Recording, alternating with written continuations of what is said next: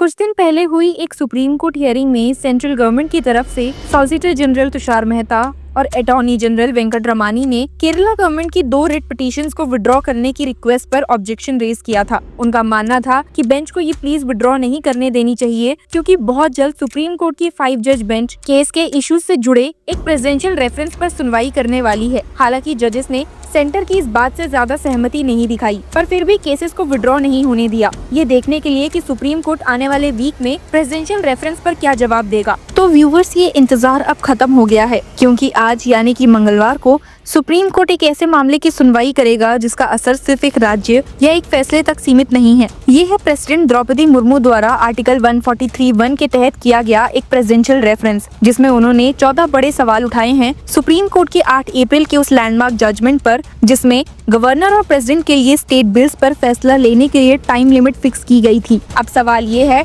कि supreme court आज इस रेफरेंस का क्या जवाब देगा। क्या ये जजमेंट का लीगल रीच को रीडिफाइन करेगा या फिर एक सिंबॉलिक जेस्चर बनकर रह जाएगा। और सबसे इम्पोर्टेंट, क्या ये फेडरल स्ट्रक्चर पर सेंटर वर्सेस स्टेट की जंग का एक नया मोर्चा बनेगा। चलिए इस वीडियो में इस रेफरेंस का बैकग्राउंड, पॉलिटिकल मायने और जानते हैं कि सुप्रीम कोर्ट किस किस तरह के ऑर्डर पास कर सकता है। 8 अप्रैल 2025 को सुप्रीम कोर्ट ने तमिलनाडु गवर्नर RN रवि के खिलाफ एक हिस्टोरिकल जजमेंट दिया, जिसमें उनके द्वारा स्टेट लेजिस्लेचर के 10 बिल्स को रिजर्व करने को इलीगल बताया गया। कोर्ट ने कहा कि गवर्नर अगर स्टेट कैबिनेट की एडवाइस पर काम कर रहे हैं तो उन्हें 1 महीने के अंदर या तो एसेंट देना है या रोक देना है या फिर प्रेसिडेंट के पास भेजना होगा। Any violation of these timelines, the court warned, would attract judicial review and scrutiny by constitutional courts। ये जजमेंट फेडरलिज्म की फेवर में था, लेकिन इसने प्रेसिडेंट के डिस्क्रिप्शन पर भी एक टाइम लिमिट लगा दी कि अगर कोई बिल गवर्नर द्वारा प्रेसिडेंट को भेजा गया है तो राष्ट्रपति भवन को 3 महीने के अंदर फैसला लेना होगा। अगर डिले होता है तो उसके रीजन कंसर्न स्टेट को बताए जाएंगे।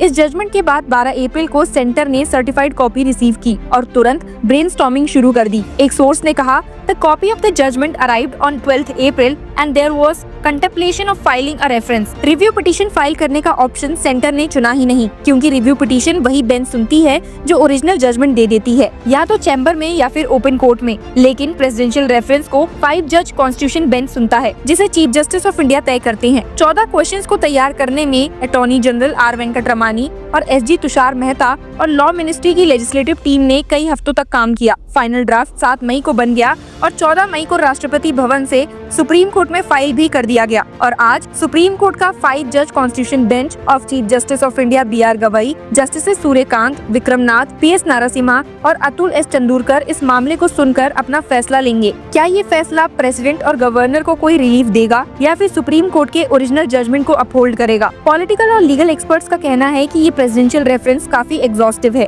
और कई कॉन्स्टिट्यूशनल प्रोविजंस को टच करता है, जैसे कि आर्टिकल 200 गवर्नर के पास बिल्स पर एसेंट देने का अधिकार, आर्टिकल 201 प्रेसिडेंट के लिए रिजर्व किए गए बिल्स का प्रोविजन, आर्टिकल 142 सुप्रीम कोर्ट के पास कंप्लीट जस्टिस देने का अधिकार, आर्टिकल 361 प्रेसिडेंट और गवर्नर को उनके ऑफिशियल कामों के लिए इम्यूनिटी, आर्टिकल 145(3) कॉन्स्टिट्यूशन बेंच कब बनानी चाहिए और आर्टिकल 131 सेंटर स्टेट के बीच डिस्प्यूट्स के लिए original jurisdiction. Constitutional expert Rajeev Dhavan ने कहा था, presidential references are generally pointed, this is the most exhaustive by far. उन्होंने याद दिलाया कि सुप्रीम कोर्ट ने पहले भी रेफरेंसेस पर या तो जवाब देने से इनकार कर दिया है या प्रेसिडेंट को क्वेश्चंस रीफ्रेम करने को कहा है, जैसे कि स्पेशल कोर्ट्स एक्ट 1978 का केस में हुआ था। और 1993 के राम जन्मभूमि बाबरी मस्जिद रेफरेंस में तो कोर्ट ने जवाब ही नहीं दिया। धवन ने कहा, out of deference to the president the supreme court will certainly have to constitute a bench as it is a presidential reference, the same has to be urgently considered. तो अब जब ये बेंच कॉन्स्टिट्यूट हो चुका है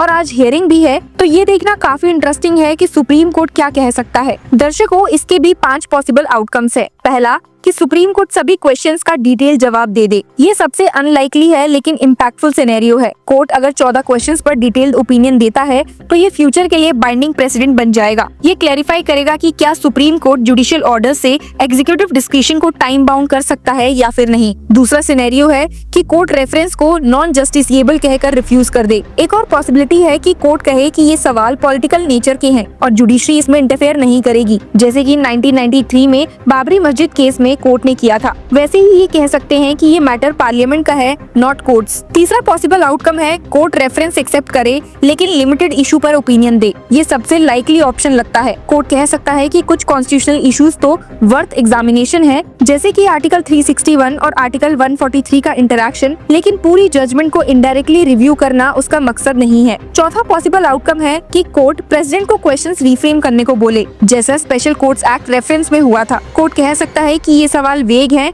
और उन्हें दोबारा फ्रेम किया जाए। ये एक टेक्निकल रूट होगा कोर्ट के लिए, जिससे वो कंट्रोवर्शियल मुद्दों से बच सकते हैं। और लास्ट और पांचवा ऑप्शन है कोर्ट ऑब्जर्वेशन दे लेकिन बाइंडिंग ओपिनियन ना दे। ये भी एक पॉसिबिलिटी है कि कोर्ट कह दे कि 8 अप्रैल का जजमेंट लॉ ऑफ लैंड है और प्रेसिडेंशियल रेफरेंस सिर्फ क्लैरिफिकेशन सीख करता है, ना कि चैलेंज करता है। कोर्ट क्लैरिफैक्टरी ऑब्जर्वेशन दे सकता है बिना उस जजमेंट को डाइल्यूट किए। आपको बता दूं कि जब सेंटर ने प्रेसिडेंशियल रेफरेंस फाइल किया तो ऑपोजिशन ने इसे सेंटर्स पावर ग्रैब का टूल कहा। तमिलनाडु सीएम एम के स्टैलिन ने इस पर पहले ही विरोध जताया था। उसके बाद लेफ्ट पार्टीज भी खुलकर सामने आ गई। CPIM leader M A. बेबी ने एक्स पर लिखा, CPIM opposes the decision of central government to opt for a presidential reference to the recent Supreme Court judgment on the Tamil Nadu government's petition on the role of governance withholding 10 bills passed by the legislature। उन्होंने governor के role को BJP के political design का part बताया और बोला, they are violating the federal principles enshrined in our constitution। CPI के D राजा ने भी इस पर कहा, the CPI strongly condemns the BJP-led union government's move via a presidential reference